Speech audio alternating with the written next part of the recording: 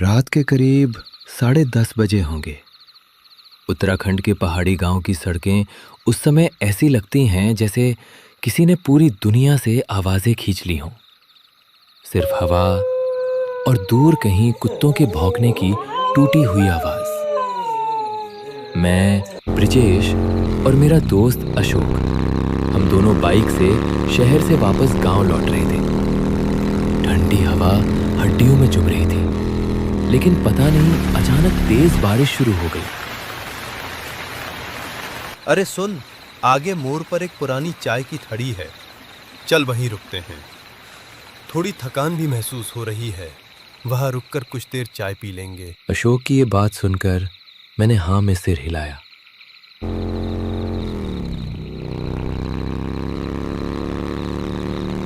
और जैसे ही हम उस मोड़ पर पहुंचे, सामने एक टेढ़ी मेढ़ी छप्पर वाली छोटी सी चाय की दुकान दिखी।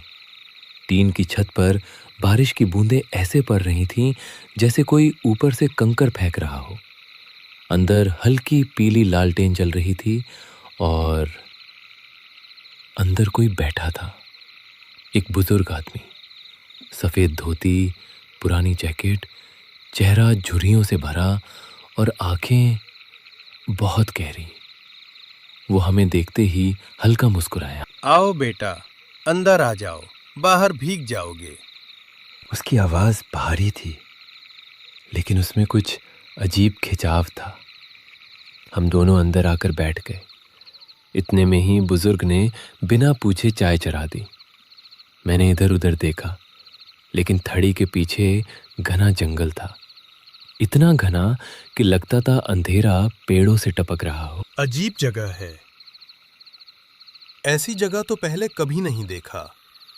पता नहीं क्यों ऐसा लग रहा है जैसे यहाँ कोई बहुत गहरा राज छिपा हो। अशोक की ये बात बुजुर्ग ने सुन लिया और वो हल्के से हंसा। अजीब तो है, बहुत अजीब। पहली अजीब बात चाय बनते समय मैंने नोटिस किया। बुजुर्ग की परछाई दीवार पर दिखाई ही नहीं दे रही थी। लालटेन जल रही थी। हम दोनों की परछाइयां साफ दिख रही थीं, लेकिन उसकी नहीं। मैंने आंखें मल ली, फिर देखा, कुछ नहीं। ये मेरा वहम होगा। दिल हल्का सा धड़क गया। इतने में ही बुजुर्ग ने खुद ही बोलना शुरू किया। तुम लोग पहली बार इस रास्ते से रात में जा रहे हो ना? हाँ, मगर इस जंगल में 3 लोग मर चुके हैं, इसी थड़ी के पास। लेकिन उनकी मौत का रहस्य आज तक पता नहीं चला, और शायद पता भी नहीं चलेगा। उस बुजुर्ग की ये बात सुनते ही हम दोनों चुप हो गए। मेरी उंगलियां चाय के गिलास पर जमी रह गईं। लेकिन बात पूछना भी जरूरी था, तो मैंने अपनी चुप्पी तोड़ता हुआ बोला, लेकिन कैसे बाबा? आज तक पता क्यों नहीं चला? और कौन थे वो लोग? 2 दोस्त और एक बुजुर्ग। तो फिर तो हम जैसे ही हुए। बुजुर्ग ने उसकी तरफ देखा। उसकी आंखें अचानक बहुत ठंडी हो गईं। बिल्कुल तुम जैसे। इतना सुनते ही अचानक हवा का बदलना हो गया। अचानक तेज हवा चली और लालटेन की लौ कांपने लगी। बाहर जंगल से अजीब सी आवाज आई, जैसे कोई पेड़ों के बीच से दौड़ रहा हो। अशोक ने बाहर झांका। कोई है? मैंने भी देखा। मैंने देखा, बारिश के बीच जंगल की तरफ एक लंबी काली आकृति खड़ी थी, मानव जैसी। लेकिन उस मानव का कद सामान्य मनुष्य जैसा नहीं था, मनुष्य से कुछ अधिक लंबा था। फिर वो गायब हो गई। बुजुर्ग का सच। इतने में ही बुजुर्ग अचानक से बोल पड़ा, लगता है वो आ गया। बुजुर्ग की ये बात सुनते ही मेरे हाथ से गिलास गिर गया और तभी मैंने झट से पूछ लिया, कौन? आप किसकी बात कर रहे हो? वही जिसने उन्हें मारा। ये सुनते ही अशोक खड़ा हो गया। बाबा, मजाक मत करो।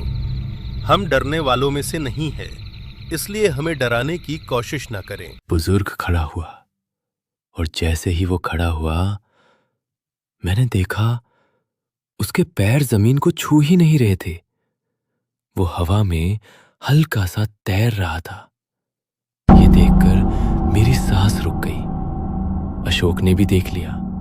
उसके होठ सूख गए। बुजुर्ग की आवाज अब भारी नहीं बल्कि गूंजती हुई थी। मैं ही वो बुजुर्ग हूं जो तीसरा था। बुजुर्ग के आखिरी शब्द पूरे हुए ही थे कि लालटेन अचानक बुझ गई। चारों तरफ अंधेरा सा छा गया और अंधेरे में कुछ फुसफुसाहट। 2 दोस्त, एक बुजुर्ग, हर साल एक रात, दिन में। हम दोनों बाहर की तरफ दौड़े, लेकिन हमारे सामने पता नहीं कहां से एक दीवार खड़ी हो गई। मैंने पीछे मुड़कर देखा। अंधेरे में 2 लाल आंखें चमक रही थीं और फिर पीछे से किसी ने फुसफुसाया, तुम में से कौन बुजुर्ग बनेगा? मेरे कंधे पर किसी ठंडे हाथ ने स्पर्श किया। मैंने चीख मार दी। मैंने झटके से मुड़कर देखा, लेकिन वो अंधेरा था और साथ में काली हवा। अशोक के मुंह का रंग उड़ चुका था, जैसे वो किसी सदमे में चला गया हो। इतने में जब मैं पीछे देखता हूं तो मेरी भी आंख खुली की खुली रह गई, क्योंकि लालटेन खुद ब खुद फिर से जल उठी थी और उसके सामने वो बुजुर्ग खड़ा था। लेकिन अब उसका चेहरा पहले जैसा नहीं था। उसकी आंखें अंदर धसी हुई, त्वचा राख जैसी सफेद और होठों से काला धुआं निकल रहा था। उसका असली चेहरा। उसने भारी आवाज में कहा, मैं तीसरा हूं। हम नहीं रुकेंगे यहाँ। अशोक की ये बात सुनकर बुजुर्ग हंसने लगा। उसकी हंसी थड़ी की दीवारों से टकराकर जंगल में गूंजने लगी। तुम पहले ही रुक चुके हो, अब कहाँ रुकोगे? अब तुम दोनों मेरे जाल से नहीं निकल सकते, चाहे कितनी भी कोशिश कर लो। मैंने नीचे देखा।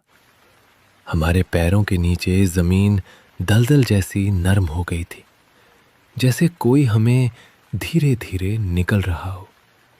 अचानक बाहर से फिर वही लंबी काली आकृति दिखी। इस बार वो साफ दिखाई दे रही थी।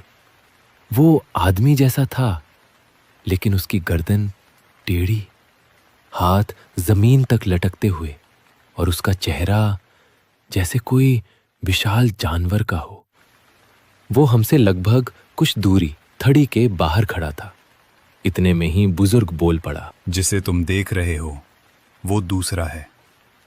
ये वही है जो पिछली बार बचा था, लेकिन किस्मत ऐसी कि पूरी तरह नहीं बच पाया। इसका मतलब एक मरता है, एक बदलता है, एक बुलाता है।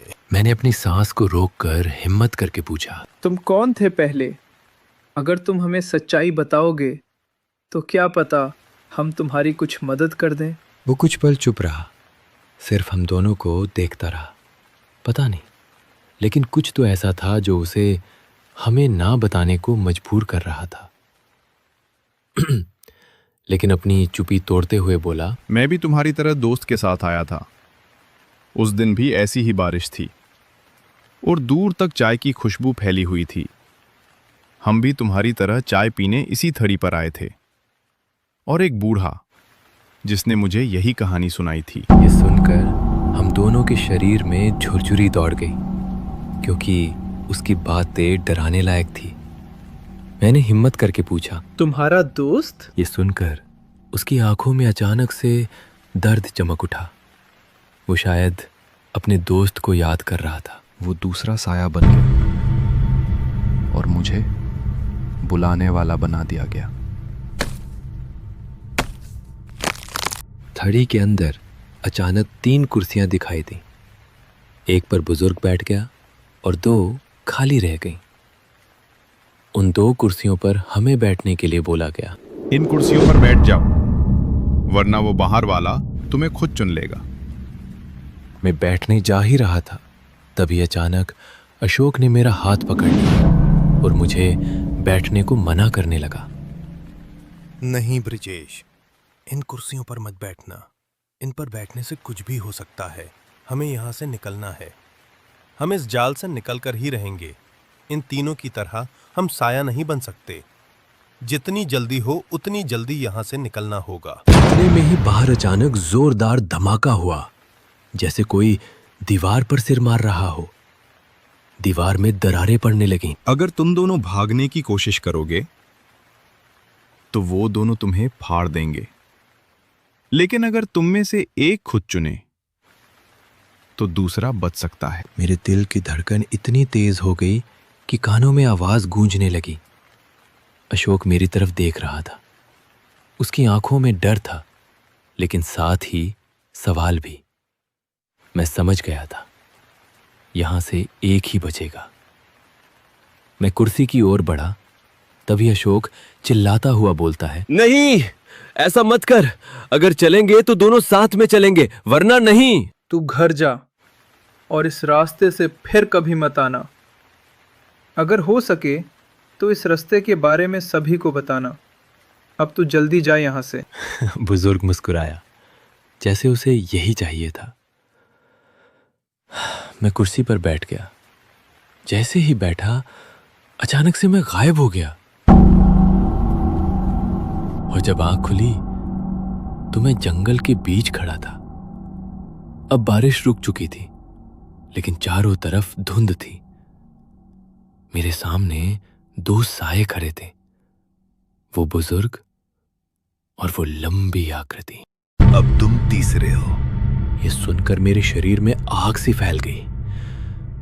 मेरी त्वचा जलने लगी, गर्दन भारी सी हो गई। वो मेरी आवाज, पता नहीं, आवाज भी बदलने लगी। इतने में ही दूर से धुंध को चीरता हुआ कोई आ रहा था, और कुछ नजदीक आया तो मैंने देखा अशोक वापस आ रहा था। वो भागा नहीं था, वो मुझे छोड़कर नहीं गया था। वो मेरे पास दौड़ता हुआ आया और पास आकर, मैं तुझे इस जंगल में अकेला नहीं छोड़ूंगा, चाहे जो हो। अगर चलेंगे तो दोनों साथ चलेंगे, वरना दोनों यही रहेंगे। जो होगा दोनों साथ में सामना करेंगे। उसने मेरा हाथ पकड़ लिया। उसके हाथ की गर्मी मेरे अंदर फैल गई, जैसे कोई बंधन टूट गया हो। इतने में ही बुजुर्ग जोर जोर से चीखने लगा, नहीं, नियम मत तोड़ो। तुम ऐसा नहीं कर सकते। अगर तुमने ऐसा किया तो मैं तुम दोनों को मौत के घाट उतार दूंगा। जंगल कांप उठा। चारों तरफ लाल रोशनी फैल गई, और फिर अचानक से सब कुछ सफेद हो गया। और जब सुबह मेरी आंख खुली तो मैं सड़क के किनारे पड़ा था। अशोक मेरे पास बैठा था। सूरज निकल चुका था, और वो थड़ी, वहां कुछ भी नहीं था। सिर्फ टूटी हुई ईंटें और जला हुआ लकड़ी का ढांचा। कोई लालटेन नहीं, कोई बुजुर्ग नहीं, कोई साया नहीं।